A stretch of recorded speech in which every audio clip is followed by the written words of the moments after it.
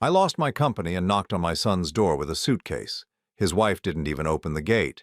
Dad, my wife doesn't want a failure living here for free. I slept in my car, shivering. At 5 a.m., a Rolls-Royce pulled up to my window. The driver rolled down the glass and said, "Mr. Blackwell is about to pass away. Before that, he needs you to sign the will." What happened next changed everything. I'm glad to have you here. Follow my story until the end and comment the city you're watching from, so I can see how far my story has reached. My name is Russell, and at 64 years old, I never imagined I would be sleeping in my car like a homeless man. But here I was, parked outside my son's house at 2 in the morning, shivering under an old jacket that smelled of the failed dreams I had left behind. 3 weeks ago, I had everything. Blackwell Construction Services had been my life's work for 37 years. I built it from nothing, working 18-hour days, missing school plays and birthday parties, always telling myself it was for Dennis's future. The company employed 43 people, and we had contracts lined up through the next 2 years. I was proud of what I had built, proud that I could leave something meaningful to my son. Then it all collapsed in a matter of days. The bank called in our loans without warning. 3 major clients canceled contracts simultaneously, claiming breach of service standards that made no sense. Our insurance company suddenly found violations in policies we had maintained for over a decade. Within 72 hours, everything I had worked for was gone. The lawyers said there was nothing to be done. The bankruptcy proceedings moved faster than I could understand. I lost the house first, then the car, then my dignity. At 64, I found myself with nothing but a beaten-up Toyota that barely started and a suitcase containing everything I owned. I had nowhere else to go except to Dennis. My relationship with my son had been strained since he married Jessica 5 years ago. She was beautiful, educated, and made it clear from the beginning that she thought Dennis could do better than carrying on his father's blue-collar legacy. Dennis, who had once talked about joining the business, suddenly decided he wanted to work in finance instead. I tried to be supportive, even though it hurt to see him walk away from everything I had built for him. But blood is blood, right? When you have nowhere else to turn, family is supposed to be there. That's what I kept telling myself as I drove to their house in Westfield, the nice suburb where they had bought their 4-bedroom colonial with the money I had lent them for the down payment. Money I would never see again, now. I knocked on the front door at 7 in the evening, my suitcase in one hand, my pride in tatters. Through the glass panels beside the door, I could see Dennis and Jessica sitting at their dining room table. They saw me too. I watched my son's face change from surprise to something else, something that looked like annoyance. Jessica got up first, walking to the door but not opening it. Instead, she spoke through the glass, her voice muffled but clear enough to cut through what was left of my heart. "Russell, we know about the business. Dennis told me you'd probably come here." I pressed my face closer to the glass. "Jessica, honey, I just need a place to stay for a few days. Just until I can figure things out. I won't be any trouble." She shook her head, her perfectly styled blonde hair catching the light from their expensive chandelier. "We can't do that. We have our own lives to think about, our own responsibilities." Behind her, Dennis appeared. My son, my only child, the boy I had taught to throw a baseball, whose scraped knees I had bandaged, whose college tuition I had paid without complaint, even when it meant taking out a second mortgage. "Dad," he said, not even having the decency to open the door, "Jessica's right. We can't have you staying here. It wouldn't be good for either of us." I felt something cold settle in my chest. "Dennis, I'm your father. I lost everything. I have nowhere else to go." "That's not our fault," Jessica said quickly. "We didn't make the decisions that led to this. We can't be expected to clean up your mess." Dennis nodded, actually nodded in agreement with her. "Maybe you should contact social services. They have programs for people in your situation." People in my situation, like I was some stranger asking for a handout, not the man who had worked himself into the ground to give him every opportunity. "I raised you," I said, my voice barely above a whisper. "I gave you everything I had." "And we appreciate that," Jessica said in the tone you might use with a persistent salesperson, "but we have our own future to think about. We can't afford to support someone else right now. Surely you understand?" I looked at my son's face through the glass, searching for some sign of the boy who used to wait for me to come home from work, who would run to greet me at the door. All I saw was a stranger wearing his face. "Please," I said, hating how the words sounded coming from my mouth, "just for a few nights." Jessica crossed her arms. "Russell, we've made our decision. You need to leave now." They walked away from the door, just walked away, leaving me standing there with my suitcase and my shattered faith in the people who were supposed to love me unconditionally. I stood there for another 10 minutes, hoping Dennis would come back, hoping he would change his mind. But the lights in the house gradually went out, and I realized I was truly alone. I made it to my car before the tears came. 64 years old, crying like a child in the front seat of a Toyota that might not start in the morning. I had given my son everything, and when I needed him most, he had given me nothing. The night was cold for October, and I only had a thin jacket. I tried to sleep, but every position was uncomfortable. My back ached, my legs cramped, and every sound made me think someone was going to call the police on the old man sleeping in his car. I watched the windows of Dennis's house, hoping against hope that he would come out, that he would remember who I was and what I meant to him. He never did. As dawn approached, I thought about the choices that had led me here. All those years working late, all those missed dinners, all those sacrifices I had made for a future that no longer existed. I had built a successful business, but I had failed at the one thing that mattered most. I had raised a son who could look his own father in the eye and turn him away. The irony wasn't lost on me. I had worked so hard to give Dennis a better life that I had forgotten to teach him what family meant. I had given him everything except the values that would have made him the kind of man who wouldn't abandon his father in his darkest hour. As I sat there in the growing light, watching the suburbs wake up around me, I wondered if this was how it would end. An old man with nothing, forgotten by the people who should have mattered most. I had spent my entire life building something lasting, but in the end I had built nothing at all. The morning traffic began to pick up, and I knew I couldn't stay parked here much longer. Soon the neighbors would start to notice, and Jessica would probably call the police to have me removed. Even in my desperation, I couldn't bear the thought of that final humiliation.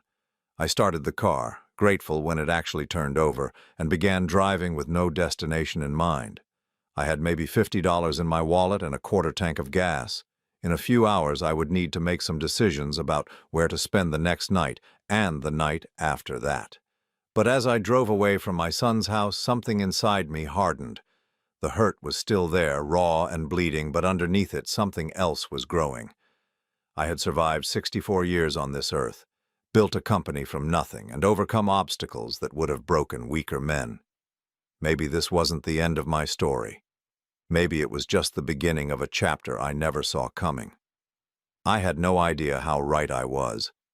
I spent that entire first day driving around aimlessly, stopping at a McDonald's for a cup of coffee that I nursed for 3 hours, trying to figure out what came next. The reality of being homeless at 64 was sinking in with every passing hour. I couldn't afford a motel room, and sleeping in the car was only a temporary solution before someone reported me as a vagrant. By evening, I found myself parked in a 24-hour Walmart parking lot. I had heard that some stores allowed people to sleep in their cars overnight, though I wasn't sure if that was true.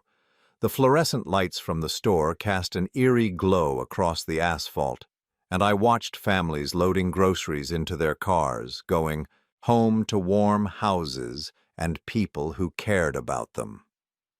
I tried to eat a granola bar I had found in my glove compartment, but my stomach was too knotted with anxiety to keep anything down. Every time I closed my eyes, I saw Dennis's face through that glass door, the way he had looked at me like I was a problem to be solved rather than his father who needed help. The second night was worse than the first. The temperature dropped into the 40s, and my old jacket might as well have been made of paper. I ran the engine periodically to get some heat, but I was afraid of running out of gas or drawing attention to myself. Security guards patrol these lots, and the last thing I needed was to be arrested for trespassing. I must have dozed off sometime after midnight because I was startled awake by the sound of a car door closing. Through my foggy windows, I could see a large black sedan had parked next to me. My heart started racing. This was it. Security was going to kick me out, maybe even call the police. But as my vision cleared, I realized it wasn't a security car. It was a Rolls-Royce, pristine and elegant, completely out of place in a Walmart parking lot at 5 in the morning. The driver was an elderly black man in a crisp uniform, and he was walking toward my car with purpose. I rolled down my window as he approached, my hands shaking from cold and nerves. "Excuse me, sir," he said in a cultured voice. "Are you Russell Henderson?" I stared at him, completely confused. No one had called me by my full name in years. Everyone just called me Russell or Mr. Henderson, but yes, Henderson was my legal name. "Yes," I said slowly. "How did you know?" "Mr. Blackwell has been looking for you, sir. He's quite urgent that you come with me immediately." Blackwell. The name hit me like a physical blow, dragging up memories I had buried for decades. Harold Blackwell. I hadn't thought about him in years, hadn't seen him in even longer. He had been my supervisor when I first started in construction, back when I was 22 years old and desperate for any kind of steady work. "Harold Blackwell?" I asked, my voice barely above a whisper. "Yes, sir, Mr. Harold Blackwell. He's dying, sir, and he's asked specifically for you. He says it's about his will and that time is of the essence." I sat there in stunned silence, trying to process what I was hearing. Harold Blackwell was still alive. He had to be in his 80s by now, maybe even his 90s, and why would he want to see me? We had worked together for less than 2 years, over 4 decades ago. "I don't understand," I said. "Why would he want to see me?" The driver's expression softened slightly. "Sir, I don't know all the details, but Mr. Blackwell has been quite insistent. He says there are things that need to be settled before he passes, and that you're the only one who can help him with certain legal documents." I looked down at myself, aware of how I must appear. I hadn't showered in 2 days. I was wearing the same clothes I had slept in, and I probably smelled like desperation and failure. "I'm not exactly presentable," I said. "Mr. Blackwell specifically said that wouldn't matter, sir. He said to find you regardless of your circumstances and bring you to him immediately." The whole situation felt surreal. 2 days ago, I had been rejected by my own son, and now some phantom from my distant past was summoning me like I mattered to someone. Part of me wondered if I was hallucinating from exhaustion and stress. "Where is he?" I asked. "St. Mary's Hospital, sir, the private wing. He's been asking for you for the past week." A week. He had been looking for me for a week, which meant he had somehow learned about my situation. But how? And more importantly, why did he care? I hesitated, looking back at my car with its collection of everything I owned in the world stuffed into the back seat. What if this was some kind of mistake? What if I left my car here and it got towed? I would lose the last thing I had. The driver seemed to sense my concern. "Sir, I can arrange for your vehicle to be stored safely. Mr. Blackwell has asked me to ensure that all your needs are taken care of." The kindness in his voice nearly broke me. It had been so long since anyone had spoken to me with genuine concern that I had almost forgotten what it felt like. "Okay," I said finally. "Let me get my things." I grabbed my suitcase and the few important papers I had managed to salvage from the bankruptcy proceedings. The driver took my suitcase without being asked and placed it in the trunk of the Rolls-Royce with the same care he might handle fine china. The interior of the car was like nothing I had ever experienced. Leather seats softer than any furniture I had owned, climate control that immediately warmed my aching bones, and a silence that seemed to wrap around me like an embrace. I found myself fighting back tears at the simple comfort of being warm and clean and treated like a human being. "Sir," the driver said as we pulled out of the parking lot, "might I ask when you last had a proper meal?" I couldn't remember. The granola bar, maybe some crackers the day before. "It's been a while," I admitted. He nodded and pressed a button on the dashboard. Mrs. Chen, this is Robert. Could you please have the kitchen prepare something simple for Mr. Henderson? We'll be arriving in about 20 minutes. Someone was preparing food for me. Someone I hadn't seen in 40 years cared enough to make sure I was fed. The contrast with my own son's treatment was so stark, it made my chest ache. Can you tell me anything else about why Mr. Blackwell wants to see me? I asked. Robert glanced at me in the rearview mirror. Sir, I've worked for Mr. Blackwell for 35 years, and in all that time, I've never seen him as focused on finding someone as he has been about finding you. He's been making phone calls, hiring investigators, spending considerable resources. Whatever this is about, it's extremely important to him. The hospital's private wing was like stepping into a different world from the emergency room where I had once taken Dennis for a broken arm. Everything was quiet, elegant, and efficient. Robert led me through hallways lined with original artwork to an elevator that required a special key card. As we rode up to the 10th floor, I tried to prepare myself for seeing Harold again. In my memory, he was a tall, imposing man with steel-gray hair and eyes that missed nothing. He had been fair but demanding, expecting excellence from his crews and getting it. I had respected him, but I'm not sure I could say I knew him personally. The elevator doors opened to reveal a single hallway with only 4 doors. Robert led me to the one at the end, knocked softly, and waited for permission to enter. "Come in," came a weak voice from inside. The room was spacious and comfortable, more like a hotel suite than a hospital room, but my attention was immediately drawn to the figure in the bed. Harold Blackwell was ancient now, his once powerful frame reduced to bones and papery skin. But his eyes, those sharp gray eyes, were exactly as I remembered them. "Russell," he said, and his face lit up with something that looked like relief. "You came." I approached the bed slowly, still not understanding what was happening. "Mr. Blackwell, I have to say I'm completely confused about why you wanted to see me." He smiled, a shadow of the commanding presence he had once been. "Sit down, son. We have a lot to talk about, and I'm afraid time is not on our side." I sat in the chair beside his bed, and he studied my face with those penetrating eyes. "First," he said, "I need to apologize. I've been watching you from a distance for years, Russell. I know about your business, your success, your son, and I know about what happened to your company 3 weeks ago. My blood ran cold. You know about the bankruptcy? I know about more than that," he said quietly. "I know about who was behind it. I know about the contracts that were canceled, the loans that were called in, the insurance policies that were suddenly voided, and I know why." I stared at him, my mind racing. "What are you talking about?" Harold's expression grew grave. "Russell, your company didn't fail by accident. It was destroyed deliberately, systematically by someone who wanted to ensure you would lose everything." The room seemed to spin around me. "That's impossible. Who would do that? Why?" Harold reached for a folder on his nightstand with shaking hands.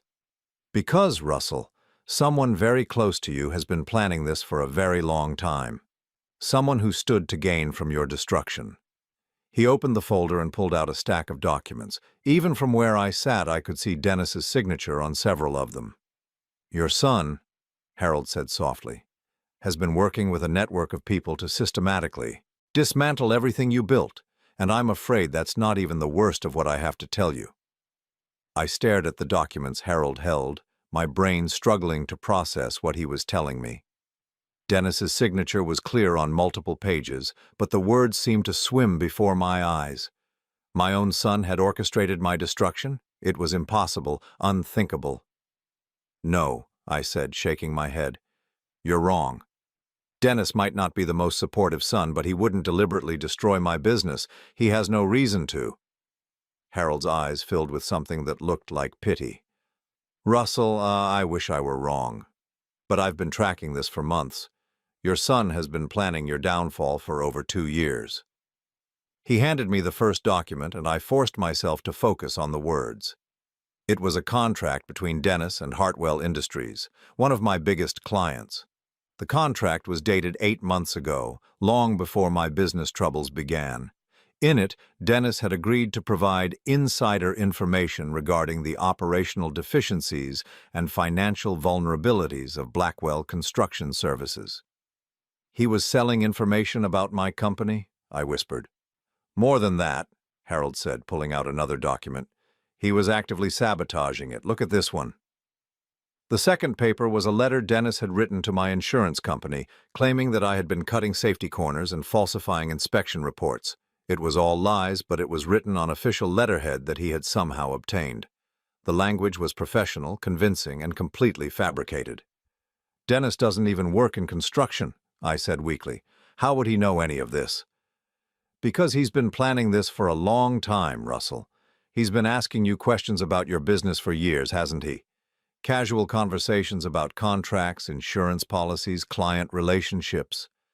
My stomach dropped as I remembered dozens of conversations with Dennis where he had shown unusual interest in the details of my business. I had been proud that he was finally taking an interest in what I did, even if he didn't want to join the company. I had answered every question openly, never imagining that the information would be used against me. "Why?" I asked, my voice barely audible. "Why would he do this to me?" Harold pulled out a thick folder and set it on his lap. "Because, Russell, your son believes he's entitled to an inheritance that he thinks you're keeping from him.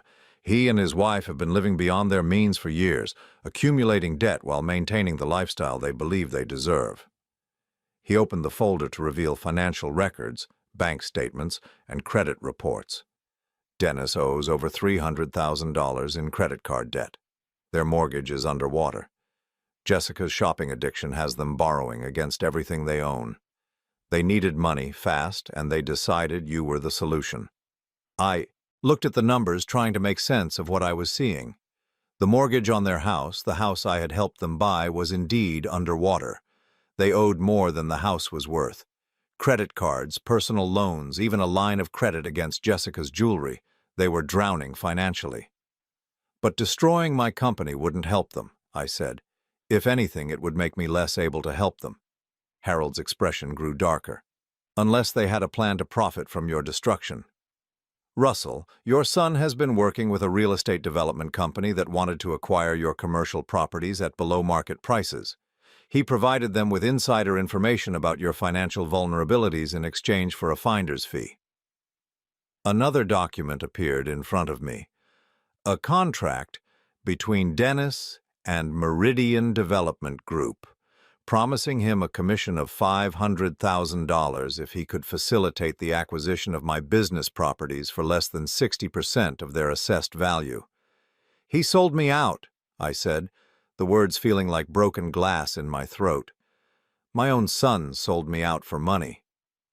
"I'm afraid it gets worse," Harold said gently. "The plan wasn't just to acquire your properties. They wanted to ensure you would have no way to rebuild, no way to compete with them in the future. That's why they worked so hard to destroy your reputation along with your business." He showed me a series of anonymous complaints that had been filed against me with various regulatory agencies. Complaints about unsafe work practices, environmental violations, financial improprieties, all filed by someone with intimate knowledge of my business operations, someone who knew exactly which agencies to contact and what claims would be most damaging. Dennis did this. Dennis and Jessica together, yes. She was the one who researched the legal strategies. Her degree in business administration made her quite effective at understanding how to dismantle a company systematically. I felt like I was drowning. Every revelation was worse than the last, painting a picture of betrayal so complete that I couldn't even begin to process the emotional impact. My son hadn't just abandoned me in my time of need. He had orchestrated that need. "How do you know all this?" I asked. Harold's expression softened slightly.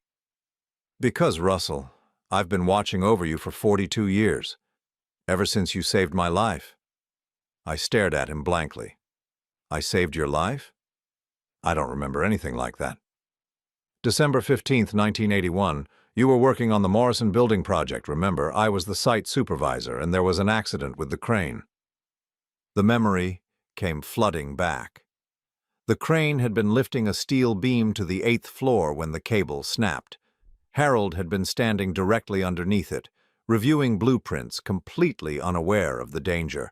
I had tackled him out of the way just as the beam crashed down where he had been standing. That was just instinct, I said. Anyone would have done the same thing. But anyone didn't do it, Harold said firmly. You did. And that beam would have killed me instantly. You risked your own life to save mine, without hesitation, without thought for your own safety. I remembered the incident now, but I had never thought of it as particularly heroic. It had happened so fast that I had acted purely on instinct. Russell, you saved the life of a man who went on to build one of the largest construction companies on the East Coast. Blackwell Industries is now worth over $800 million. And all of it exists because you were brave enough to push me out of the way of a falling steel beam. My head was spinning. Harold Blackwell wasn't just my former supervisor. He was Harold Blackwell of Blackwell Industries, one of the most successful construction magnates in the country. I've been investing in your company quietly for years, Harold continued. Silent partnerships, anonymous loans during tough times, contracts steered your way through intermediaries. I've been trying to repay the debt I owed you for my life. You invested in my company? For over 20 years, yes. Small amounts at first, then larger ones as your business grew. I was so proud watching you build something from nothing, seeing you succeed through your own hard work and integrity. I thought back over the years, remembering times when unexpected contracts had appeared just when I needed them, when loans had been approved, despite my limited collateral, when problems had resolved themselves in ways that seemed almost miraculous. The Hartwell Industries contract, I said slowly. 5 years ago, when they chose my company over 3 larger competitors. That was you? Harold nodded. I recommended you personally to their board of directors. But Russell, you earned that contract. You did excellent work for them. All I did was open the door. I felt a strange mix of gratitude and humiliation. My success hadn't been entirely my own. I had been helped by someone I didn't even know was helping me. Why didn't you ever tell me? Because you needed to believe in yourself, to know that your success was real. If you had known about my involvement, you might have doubted your own abilities. I wanted you to succeed on your own merits. Harold pulled out another folder, this one much thicker than the others. But when I learned what Dennis was planning, I tried to protect you. I attempted to shore up your finances, to counter the damage he was doing. But he was very thorough, and he had inside information that allowed him to stay one step ahead of my efforts. I looked at the documents he was showing me now. Bank transfers, loan guarantees, emergency credit lines that had been established and then mysteriously canceled. Harold had been fighting a shadow war to save my company, while my own son had been working just as hard to destroy it. He won, I said bitterly. Dennis won. I lost everything. No, Russell, he didn't win. Because there's something Dennis doesn't know, something he could never have anticipated. Harold reached for a final document, this one sealed in an envelope. His hands trembled as he held it out to me. What's this? My will, Russell. The reason I asked you here tonight, I'm dying, probably within the next few days, and I need witnesses to sign this document before I pass. I looked at the envelope, confused. Why me? Surely you have family, friends who would be more appropriate. Harold's face grew sad. I have a son and 2 daughters, Russell. All 3 of them have been circling like vultures, waiting for me to die so they can inherit my money. None of them have spoken to me in years except to ask for advances on their inheritance. They don't love me. They love what I can give them. The parallel to my own situation was not lost on me. We were 2 old men who had built successful lives but failed to raise children who loved them for who they were rather than what they could provide. But you, Russell, you never asked me for anything. You saved my life and then forgot about it, went on with your own life, never expecting anything in return. In all these years, you never once tried to contact me or leverage our connection for your benefit. I remained silent, still struggling to understand where this was heading. That's why you're the only person I trust to witness this will, because you have no stake in its contents, no reason to challenge or contest what I've decided. Harold's eyes met mine, and I saw something there that made my breath catch. Russell, I'm leaving everything to you, my entire estate, $800 million plus all the assets and ongoing business interests of Blackwell Industries. You're going to be one of the wealthiest men in America. The world seemed to stop. I couldn't breathe, couldn't think, couldn't process what he had just said. That's impossible, I whispered. You can't leave everything to me. I'm not family. I'm just someone who used to work for you. You're the only person who ever treated me like a human being instead of a bank account, Harold said firmly. And more than that, Russell, you're going to need this money for what comes next. What comes next? Harold's expression hardened, and suddenly I could see the ruthless businessman he must have been in his prime. You're going to make Dennis pay for what he did to you, and by the time you're finished, he's going to understand exactly what it means to betray family. I sat in stunned silence as Harold's words echoed in my mind. $800 million. The number was so large it seemed abstract, meaningless. 3 days ago, I had been sleeping in my car, and now this man was telling me I would inherit a fortune that could change not just my life, but the lives of generations to come. I can't accept this, I said finally. Your children, your real family, they'll contest the will. They'll claim you weren't in your right mind, that I manipulated you somehow. Harold smiled, and for a moment I could see the sharp businessman he had been. Let them try. I've had the best lawyers in the country working on this will for months.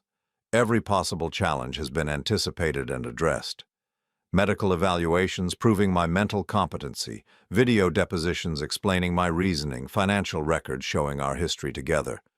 They can contest it, but they won't win. He reached for another folder, this one containing what looked like surveillance photographs. Besides, my children aren't exactly in a position to claim moral high ground. Would you like to see what my loving family has been up to while waiting for me to die? The first photo showed a woman in her 50s, expensively dressed, coming out of a casino in Atlantic City. My daughter Catherine, Harold explained. She's been gambling away her trust fund for years. Last month alone, she lost over $200,000 at blackjack. She's been asking me for advances on her inheritance to cover her gambling debts. The next photo showed a man about Dennis's age in what appeared to be a heated argument with someone outside a high-end restaurant. My son, Harold Jr. He's been using my name to secure loans he can't repay, telling creditors that his inheritance will cover everything when I die. He owes over $5 million to various banks and private lenders. The third photo was of another woman, younger than Catherine, embracing a man who was clearly not her husband. Margaret, my youngest, she's been having an affair for 3 years while her husband thinks they're working on their marriage. She wants her inheritance early so she can leave him and start a new life with her lover. I looked at the photos, seeing the bitter irony. Harold's legitimate children were every bit as selfish and destructive as my son had proven to be.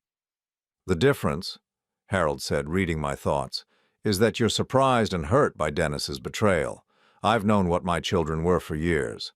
I kept hoping they would change, that somewhere inside them was a spark of the values I tried to teach them. But they never did. He put the photos away and looked directly at me. You, on the other hand, raised your son to have opportunities, to make good choices. The fact that he chose betrayal instead doesn't reflect on you, it reflects on him. But why give me everything? Why not a charity or scholarship foundation or something that would benefit more people? Because, Russell, I have a specific purpose for this money. I want you to use it to right the wrongs that have been done, starting with your son's betrayal. Harold opened yet another folder, this one containing what looked like a detailed investigation report. My private investigators have been tracking Dennis and Jessica's activities for months. What I've told you so far is only the beginning. I braced myself for more revelations, not sure how much more I could handle. Dennis didn't just sabotage your business, Russell. He's been stealing from you directly for over 3 years. Small amounts at first, then larger ones as he got bolder. The documents showed a pattern of forged invoices, fictitious contractors, and padded expenses that had been submitted to my company's accounting department. Someone with access to my business systems had been systematically siphoning money from my accounts. How? I asked weakly.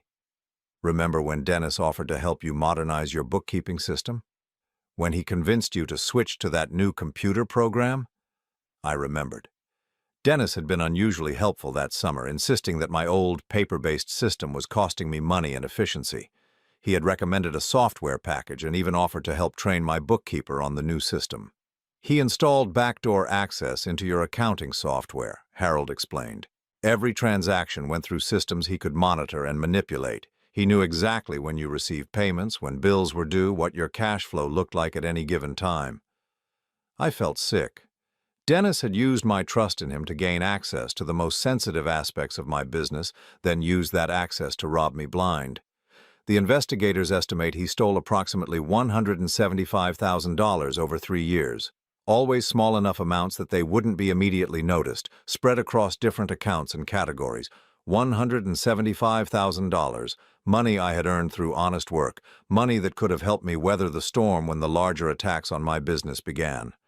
Money my son had stolen from me while pretending to care about my success. There's more, Harold said grimly. Dennis has been using your business information to bid against you on contracts. He would learn about projects you were pursuing, then provide that information to your competitors in exchange for finder's fees. The documents showed a clear pattern. Dennis would visit me for Sunday dinner, ask casual questions about upcoming projects, then within days, my competitors would submit bids that undercut mine by margins so small they suggested inside information. The Morrison renovation project last year, I said, remembering my frustration at losing a contract I was sure I would win. I couldn't understand how Hartwell Construction knew to bid exactly $3,000 less than me. Because Dennis told them your bid amount, Harold confirmed. He received a $10,000 payment for that information. I sat back in my chair, overwhelmed by the scope of my son's betrayal. This wasn't a momentary lapse in judgment or a single act of desperation. This was a systematic, long-term campaign to destroy everything I had built. Why? Asked again. Even if he needed money, even if he was in debt, why not just ask me for help? I would have given him anything. Harold's expression softened. Because that would have required him to admit his failures, to acknowledge that he needed help. Dennis and Jessica have built their entire identity around being successful, independent, better than their blue-collar roots. Asking for help would have shattered that illusion. So instead they decided to steal from me and then destroy what was left. More than that, Harold said. They decided you deserved what happened to you. Jessica, in particular, has been telling people for years that you're an unsophisticated old man who got lucky in business but never deserved the success you achieved. He pulled out a transcript of what appeared to be a recorded phone conversation. This is from 2 weeks ago, a call between Jessica and her sister. I read the transcript with growing horror. Jessica was complaining about how unfair it was that Russell has all this money while we struggle to pay our bills. She referred to me as that stubborn old fool and said that someone needs to teach him that he can't hold on to everything forever. Most damaging of all, she had told her sister that Dennis and I deserve that money more than Russell does. We're young, we're educated, we know how to use money properly. Russell would just waste it on his pathetic little projects. She actually believes they're entitled to my money, I said in disbelief. They both do. In their minds, you're just a temporary guardian of wealth that rightfully belongs to them. They see themselves as sophisticated people who have been forced to wait too long for their inheritance. Harold pulled out one final set of documents.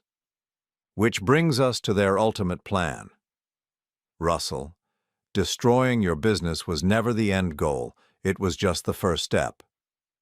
I looked at the papers he handed me, my blood running cold as I read. It was a power of attorney document with my name on it, but I had never signed it. Below that was a will that I had also never signed, leaving everything I owned to Dennis. They forged your signature? They practiced for months, Harold said. Jessica bought examples of legal documents online and studied the requirements for financial power of attorney. Dennis has been perfecting your signature using samples from birthday cards and other documents you signed over the years. I studied the forged documents more closely. The signatures were good, very good. If I hadn't known they were fake, I might have believed I had signed them myself. Their plan was to wait until you were completely destitute, then approach you with an offer to help. They would offer to let you live in their house, provide for your basic needs in exchange for signing over legal authority to manage your affairs. But I don't have any affairs left to manage, I said bitterly. You have life insurance, Harold pointed out. Social Security benefits, any remaining assets from the bankruptcy proceedings, and more importantly, you have the ability to make medical decisions for yourself. The implication hit me like a physical blow. They were planning to have me declared incompetent. Jessica has been researching elder care laws and conservatorship proceedings. Once they had power of attorney, they could have you evaluated by doctors who would declare you mentally unfit to manage your own affairs. Then they would control every aspect of your life. I thought about that first night at Dennis's house when Jessica had suggested I contact social services. I had thought it was cold and heartless, but now I realized it might have been part of a larger plan, make me desperate enough to accept any help they offered, no matter what strings were attached. They would have kept you alive as long as legally necessary, Harold continued quietly, but you would have lived entirely at their mercy. Every decision about your health care, your living arrangements, your finances would have been theirs to make. I felt a cold rage building in my chest, different from the hurt and confusion I had felt before. This was calculated, methodical evil. My own son had planned to essentially imprison me, to steal not just my money but my dignity and independence. The beautiful irony, Harold said, is that Dennis's greed made him impatient. If he had waited, if he had just been a good son and inherited your modest estate naturally, he would have been fine. But he wanted everything immediately, and his attempts to speed up the process led him to destroy the very thing he was trying to possess. I looked at Harold, this dying old man who had been fighting a war I didn't even know was being waged. What happens now? Harold smiled, and there was something almost predatory in his expression. Now, Russell, we give Dennis exactly what he's been working so hard to achieve. We're going to let him destroy his father completely. What do you mean? Dennis thinks he's won, that you're beaten and helpless. He doesn't know that I exist, doesn't know about the inheritance you're about to receive. So we're going to let him think he's succeeded, let him move forward with his plans, and then we're going to show him what real power looks like. Harold reached for a legal document I hadn't seen before. But first you need to sign this will, and I need witnesses to confirm that I'm of sound mind and acting of my own free will. I looked at the document, still struggling to accept that this was really happening. In a matter of hours, I would go from being a homeless failure to being one of the wealthiest men in the country. What about your children? I asked. What about the moral obligation to leave something to family? Harold's expression hardened. My children had 40 years to earn my love and respect. They chose to earn my contempt instead. You, Russell, earned my gratitude and loyalty. In a single moment of selfless courage, and you've spent the decades since proving that my judgment was correct. He gestured toward the document. Besides, I'm not leaving them nothing. Each of my children will receive exactly $1 from my state, enough to prove that I didn't forget them. They were simply found unworthy of more. I picked up the pen with trembling hands. 42 years after saving a man's life in a moment of instinct, I was about to inherit the consequences of that split-second decision. As I signed my name to the witness line, Harold smiled with deep satisfaction. Now, he said, let's discuss exactly how we're going to make Dennis pay for what he's done to you. Harold passed away peacefully 3 days later. I was sitting beside his bed when it happened, watching the monitors as his vital signs slowly faded away. He had refused all life-extending measures, saying he had accomplished what he needed to accomplish, and was ready to go. His last words to me were, "Make them understand what family really means, Russell." The funeral was a circus. Harold's children arrived like they were attending a business meeting, each accompanied by lawyers and accountants. They barely glanced at their father's casket, too busy whispering among themselves about the will reading scheduled for the following day. I sat in the back of the funeral home, unnoticed and unrecognized, watching three people mourn the loss of their inheritance rather than their father. Catherine, Harold's eldest daughter, delivered a eulogy that sounded like it had been written by a public relations firm. She spoke about her father's business achievements and philanthropic endeavors, but never once mentioned a personal memory or moment of genuine affection. Harold Jr. looked bored throughout the entire service, checking his phone repeatedly. Margaret cried, but I got the impression her tears were more about her financial future than any real grief. The lawyer, David Morrison, found me after the service. He was a distinguished man in his 70s who had been Harold's attorney for over 30 years. "Mr. Henderson," he said quietly, "I need you to know that the next few weeks are going to be extremely difficult. When Harold's children learn about the will tomorrow, they're going to be furious. They may try to investigate you to find some way to challenge Harold's decision." I nodded, still feeling surreal about the entire situation. "I understand." "Harold was very thorough in his preparations," Morrison continued. "Every aspect of this will has been legally bulletproofed, but that doesn't mean they won't try to make your life miserable while they exhaust their legal options." The will reading took place in Morrison's law office the following morning. Harold's three children sat across from me at a polished conference table, their lawyers flanking them like bodyguards. They kept glancing at me with obvious confusion, clearly wondering why some shabby old man was included in their family's private business. Morrison cleared his throat and began reading. "I, Harold James Blackwell, being of sound mind and body, do hereby declare this to be my last will and testament." The standard legal language continued for several minutes before Morrison reached the substantive portions. Harold's children leaned forward expectantly, probably already mentally spending their inheritances. "To my daughter, Catherine Elizabeth Blackwell, I leave the sum of $1 to be paid within 30 days of my death." Catherine's face went white. "What?" "To my son, Harold James Blackwell, Jr., I leave the sum of $1 to be paid within 30 days of my death." Harold Jr. shot to his feet. "This is impossible. He can't be serious." "To my daughter, Margaret Rose Blackwell, I leave the sum of $1 to be paid within 30 days of my death." Margaret began crying, but these were tears of rage, not sorrow. Morrison continued reading as chaos erupted around the table.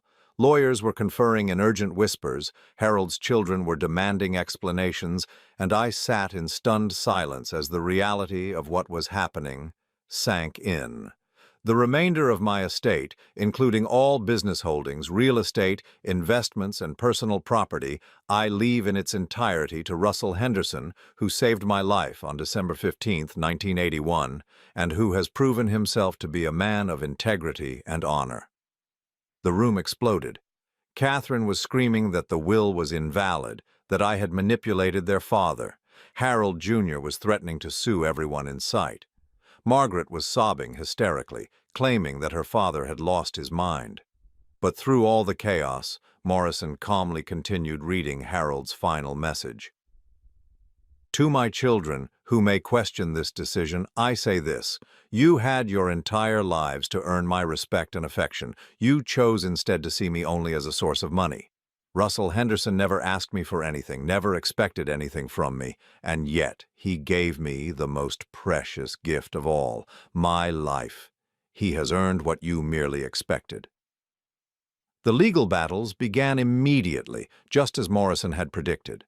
Harold's children filed challenges claiming everything from mental incompetence to undue influence to outright fraud. But Harold had been thorough in his preparations. The will had been reviewed by multiple attorneys, witnessed by respected community members, and accompanied by comprehensive medical evaluations proving his mental competency. More importantly, Harold had documented our entire history together. He had preserved records of the accident that brought us together, photographs from the construction site, witness statements from other workers who had been present that day. He had even tracked down the hospital records from his treatment after the incident. The courts dismissed every challenge within 6 weeks. Harold's fortune was mine. But I wasn't ready to claim it yet. I was still living in a modest hotel room, trying to process everything that had happened while Morrison's firm managed the complex transfer of assets. I needed time to think, to plan, to decide how to handle what came next. That's when Morrison called me with news that changed everything. "Russell," he said, "there's something Harold wanted me to tell you, but only after the inheritance was finalized and the legal challenges had been resolved." I braced myself for another revelation. After everything I had learned about Harold's preparations, I knew there had to be more. "Harold didn't just leave you his fortune," Morrison continued. "He's been quietly acquiring assets connected to your life for the past several months, properties, businesses, debts. He wanted to ensure that when the time came, you would have all the tools you needed to address the wrongs that had been done to you." "What kind of assets?" "Well, for starters, Harold bought the mortgage on your son's house." I felt my heart skip a beat. "He owns Dennis's house?" "You own Dennis's house," Morrison corrected. "The mortgage was transferred to one of Harold's subsidiary companies 3 months ago. Dennis has been making his payments to Harold's bank, never knowing that the money was going to the man he betrayed." The irony was almost too perfect to believe. Dennis thought he had destroyed me, left me homeless and helpless, while unknowingly paying rent to the man whose life I had saved 4 decades earlier. "There's more," Morrison continued. "Harold also acquired the debt collection rights to several of Dennis and Jessica's credit accounts. Technically, you now hold over $200,000 of their outstanding debt." I sat in silence, trying to absorb what this meant. I didn't just have Harold's fortune, I had direct financial control over my son's life. "Harold left detailed instructions about how he hoped you would use these assets," Morrison said. "He called it education through consequences." He believed that Dennis needed to learn what it felt like to be powerless, to be at someone else's mercy. That afternoon, I drove to Dennis's house for the first time since that awful night when he had turned me away. I parked across the street and sat in my rental car, studying the property that I now owned. The house looked the same, well-maintained and expensive, a symbol of the success Dennis thought he had achieved through his own efforts. I thought about Harold's plan, about the justice of giving Dennis exactly what he had tried to give me. He had wanted to control every aspect of my life, to reduce me to a helpless dependent, living entirely at his mercy. Now the tables were turned, and he didn't even know it yet. My phone buzzed with a text message. It was from Morrison. "The foreclosure papers are ready whenever you want to proceed. Just say the word." I could do it. I could foreclose on Dennis's house, call in his debts, and leave him as homeless and desperate as he had left me. The legal right was mine, and the moral justification was clear. He had earned this treatment through his own choices. But as I sat there looking at the house where my son lived, I realized that Harold had given me something more valuable than just the means for revenge. He had given me the power to choose what kind of man I wanted to be. I thought about the conversation I'd overheard between Dennis and Jessica that night when they turned me away. "Dad was so generous to pay for my wedding, but honestly, I think that's only natural," Jessica had said. Of course, Hunter nodded. "Dad always prioritizes the kids with potential." They saw me as weak, as someone who could be discarded without consequence. But weakness and mercy were not the same thing. It took more strength to choose compassion than it did to choose revenge. I pulled out my phone and called Morrison. "David," I said, "I want you to send Dennis a letter, but not foreclosure papers, something else entirely." "What did you have in mind?" "I want to offer him a choice," I said, watching the house where my son lived his oblivious life. "The same choice he offered me, but with a very different outcome." Morrison was quiet for a moment. "Harold thought you might choose this path," he said finally. "He hoped you would, actually. He said true justice wasn't about punishment, but about giving people the opportunity to understand what they had done. Can you arrange a meeting?"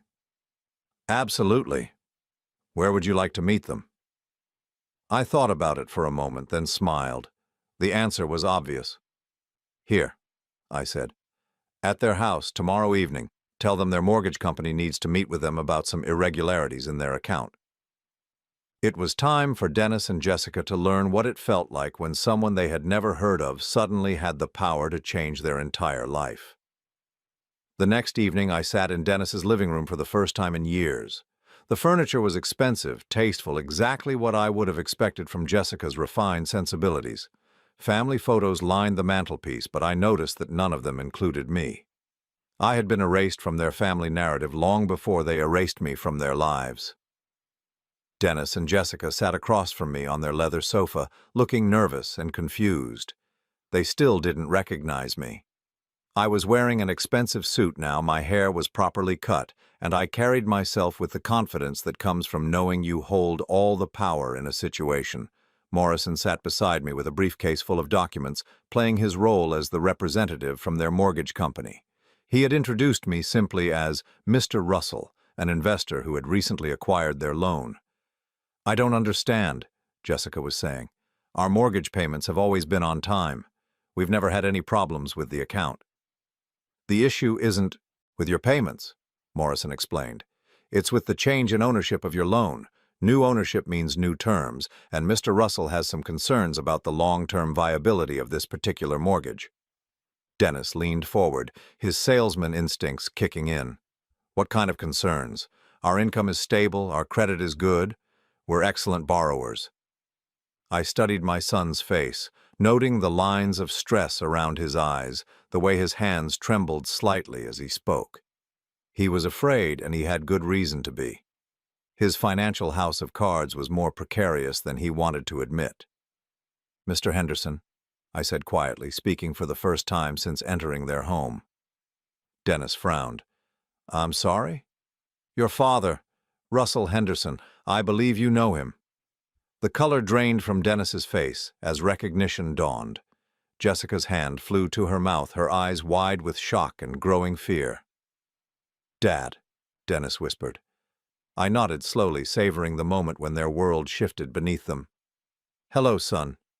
We need to talk." The silence in the room was deafening. Dennis stared at me as if he were seeing a ghost, while Jessica had gone completely pale, her perfectly manicured hands gripping the armrest of their expensive sofa. I could see their minds racing, trying to understand how the broken old man they had turned away was now sitting in their living room, wearing a $1,000 suit and holding the deed to their house. "This isn't possible," Jessica whispered. "You were sleeping in your car. You lost everything." "Did I?" I asked calmly. Morrison opened his briefcase and began laying documents on their coffee table. "Let me show you exactly what I have, and then you can decide whether I lost everything or gained something far more valuable." Dennis leaned forward, his face a mixture of confusion and growing dread as Morrison spread out the papers. Mortgage documents showing their house was now owned by Henderson Holdings, LLC. Credit statements showing their outstanding debts had been purchased by the same company. Business records showing that every major debt they carried was now under my control. "You own our house?" Dennis asked, his voice barely audible. "I own your house," I confirmed. "I own your credit card debt. I own the loan on Jessica's car. I own the line of credit you used to buy that expensive engagement ring. I own every significant financial obligation you have." Jessica started crying, but I felt no satisfaction in her tears. There was no joy in watching my son's world crumble, only a grim sense of justice finally being served. "How?" Dennis asked. "How is this possible?" "Do you remember Harold Blackwell?" I asked. Dennis shook his head blankly, but I hadn't expected him to recognize the name. He had been too young when I worked for Harold, and I had never talked much about my early career. "Harold Blackwell was my supervisor 42 years ago when I was just starting in construction. I saved his life in an industrial accident, and he never forgot it. He spent the next 4 decades quietly helping me build my business, protecting me when he could, supporting me in ways I never even knew about." I pulled out Harold's investigation file and set it on the table. "He also spent the last year of his life documenting every crime you committed against me, Dennis. Every forged invoice, every stolen dollar, every piece of sabotage you orchestrated to destroy my company." Dennis's face went ashen as he recognized some of the documents in the file. "Dad, I can explain." "Can you?" I asked. "Can you explain why you stole $175,000 from me over 3 years? Can you explain why you sold information about my business to my competitors? Can you explain why you worked with real estate developers to destroy my company so they could acquire my properties at a fraction of their value? Each revelation hit Dennis like a physical blow. Jessica was sobbing openly now, and I could see her mentally calculating the legal consequences of what I was describing. Can you explain, I continued, my voice growing colder, why you forged my signature on legal documents, why you planned to have me declared mentally incompetent so you could control every aspect of my life, why you conspired to turn me into a prisoner in my own home? We never meant for it to go that far, Jessica protested through her tears. We just needed money. We were drowning in debt, and you had so much. It seemed unfair. Unfair, I repeated. You thought it was unfair that I had money I earned through 40 years of honest work. So unfair that you decided to steal it from me and then destroy me when I had nothing left to give? Dennis finally found his voice, though it came out as a croak. Dad, we made mistakes. Terrible mistakes. But we can fix this. We can pay you back. I laughed, but there was no humor in it. Pay me back? Dennis, you owe me far more than money. You owe me 40 years of being a son instead of a predator. You owe me the respect and love that every father hopes to receive from his child. Morrison cleared his throat and pulled out another document. Your son and daughter-in-law also owe you an explanation for this, he said, sliding a paper across the table. It was the forged power of attorney they had prepared, the one that would have given them legal control over my life if their plan had succeeded. Seeing it again made my chest tighten with rage. You were going to imprison me, I said quietly. You were going to take away every shred of dignity and independence I had left, all so you could control my Social Security benefits and life insurance policy. Dennis couldn't meet my eyes. Jessica had stopped crying and was staring at the documents with the calculating expression I had learned to recognize. Even now, even caught red-handed, she was looking for angles, for ways to minimize the damage. What do you want? She asked. Finally. Money. We'll pay you back every penny with interest. What I want, I said, standing up and walking to their fireplace, is for you to understand what you almost did to me, what you actually succeeded in doing before Harold's intervention saved me. I turned back to face them, and for the first time since entering their house, I let them see the full weight of my anger. You turned your own father into a homeless old man sleeping in his car, shivering in the cold, with nowhere to go and no one to turn to. You destroyed everything I had built, everything I was proud of, everything I had planned to leave to you. You stole my dignity, my security, my faith in the people who were supposed to love me. Dennis was crying now, ugly sobs that shook his shoulders. I'm sorry, Dad. I'm so sorry. I don't know what happened to me. I don't know why I did those things. I know why, I said. Because you thought I was weak. Because you thought I would never fight back. Because you thought family meant I would always forgive you no matter what you did to me. I walked back to the sofa and sat down, looking directly at my son. But here's what you never understood, Dennis. Family isn't about blood. It's about love, respect, and loyalty, and you lost the right to call yourself my family the day you decided to destroy me. The room fell silent except for Jessica's quiet sniffling and Dennis's labored breathing. I let the silence stretch, let them marinate in their fear and regret before I continued. Now, I said, I'm going to give you a choice. The same choice you gave me when you planned to control my life, but with very different options. Morrison pulled out a final set of documents, the ones I had spent the previous day reviewing with Harold's legal team. Option 1, I said.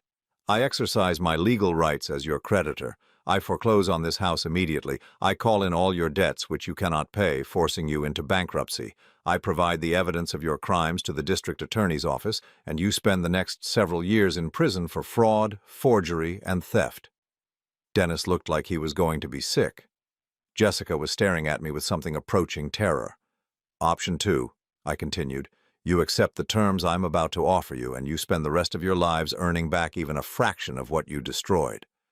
I nodded to Morrison, who slid the final document across the table. This is a contract, I explained. By signing it, you acknowledge your crimes against me and agree to make restitution. You will sell this house and move into a modest apartment. You will surrender your expensive cars and buy used vehicles. You will close your credit accounts and live on a strict budget that I will monitor." Dennis picked up the contract with shaking hands, reading the terms with growing disbelief. "You will both take second jobs to maximize your income," I continued. 60% of everything. You earn above basic living expenses will go toward repaying what you stole from me, plus interest. This arrangement will continue for the next 20 years. 20 years? Jessica gasped. "The same amount of time it took me to build the business you destroyed," I said. "But here's the most important part. Every month you will send me a handwritten letter explaining what you've learned about the consequences of betraying family. You will detail how your actions affected not just me, but yourselves, your marriage, your future." I leaned forward, making sure they understood the gravity of what I was offering. "If you complete this arrangement, if you show genuine remorse and make real changes in your character, then at the end of 20 years you will be forgiven. Your debt will be cleared and you can attempt to rebuild the relationship you destroyed." "And if we refuse?" Dennis asked weakly. "Then I destroy you completely," I said without hesitation. "Everything I mentioned in option 1 happens immediately. You lose your house, your freedom, and any chance of redemption." Dennis and Jessica looked at each other, communicating silently in the way that couples do. I could see them weighing their options, calculating whether they could find some other way out of this situation. "There is no third option," I said, reading their thoughts. "There is no appeal, no negotiation, no escape clause. You have exactly 5 minutes to decide." The 5 minutes felt like an hour. Dennis read and reread the contract while Jessica whispered frantically in his ear. I watched them with detached interest, noting how even now, even facing the consequences of their betrayal, their first instinct was to look for a way to avoid accountability. Finally, Dennis picked up the pen Morrison had provided. "We'll sign," he said, his voice barely audible. "We'll accept your terms." As Dennis signed his name to the contract, I felt something I hadn't expected. Not satisfaction or revenge, but a deep, profound sadness. This should have been a moment of triumph, but all I could think about was the little boy who used to wait for me to come home from work, who would run to greet me at the door with his arms outstretched.